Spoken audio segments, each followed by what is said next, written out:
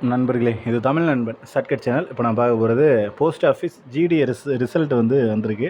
அதாவது இப்போ பார்த்தீங்க அப்படின்னா 1 2 3 4ன்னு 4 லிஸ்ட்டு அப்படின்றது கொடுத்துருக்காங்க. இது வந்து லிஸ்ட்டு 5 5வது லிஸ்ட்டு வந்து இப்போ வெளியிட்டிருக்காங்க. ஸோ இந்த 5வது லிஸ்ட்டில் பேர் இருக்கிறவங்களுக்கும் வேலைக்கு எலிஜிபிளான நபர்கள் தான். ஓகேங்களா? யார் யார் எங்கெல்லாம் செலக்ட் ஆகியிருக்காங்க அப்படின்றத பார்த்துருவோம். அதற்கு முன்னாடி ஏன் இப்படி 5 லிஸ்ட்டு வருது அப்படின்னு பார்த்தீங்கன்னா, ஒரு சில போஸ்டிங், அதாவது ஒரு சில போஸ்டிங்கும் ஒரு சில இடத்துல வந்து நிறைய நண்பர்கள் போய் ஜாபில் ஜாயின் பண்ண மாட்டாங்க இந்த ஜிடிஎஸ் பொறுத்தளவுக்கு.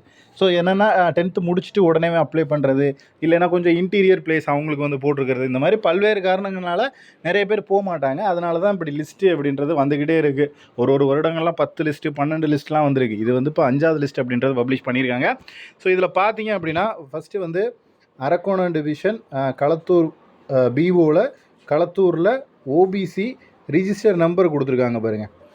ஸோ இந்த ரிஜிஸ்டர் நம்பர் இருக்கிற பர்டிகுலர் கேண்டிடேட் தான் செலக்ட் ஆகியிருக்காங்க. அது மார்க் எவ்வளோ அப்படின்னு பார்த்தீங்கன்னா 97%.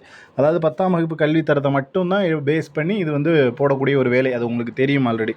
ஸோ 97% வந்து மதிப்பெண்கள் வச்சுருக்கிற ஒரு நபர் கன்னியாகுமரி டிவிஷன் தமிழ்நாடில் வந்து இந்த ரிஜிஸ்டர் நம்பர், உங்களோட ரிஜிஸ்டர் நம்பர் இருக்கா, கம்யூனிட்டி கரெக்டாக இருக்கா அப்படின்றத வந்துட்டு பார்த்துங்க.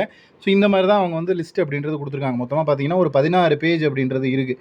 ஸோ 16 பேஜில் உங்களுடைய ரிஜிஸ்டர் நம்பர் வந்திருக்கா, உங்களோட கம்யூனிட்டி கரெக்டாக இருக்கா அப்படின்றத பார்த்துட்டு நீங்கள் வந்து ஜாபில் ஜாயின் பண்ணிக்கலாம். ஸோ அடுத்தடுத்த அப்டேட்ஸ் அப்படின்றது நம்ம தொடர்ச்சியாக நம்ம சேனலில் வீடியோவாக போடுவோம். ஸோ வேறு ஏதேனும் சந்தேகங்கள் இருந்துச்சு அப்படின்னா கீழே கமெண்ட் செக்ஷனில் கமெண்ட் பண்ணுங்கள். நெக்ஸ்ட் அடுத்த வீடியோவில் பார்க்கலாம். தேங்க்யூ.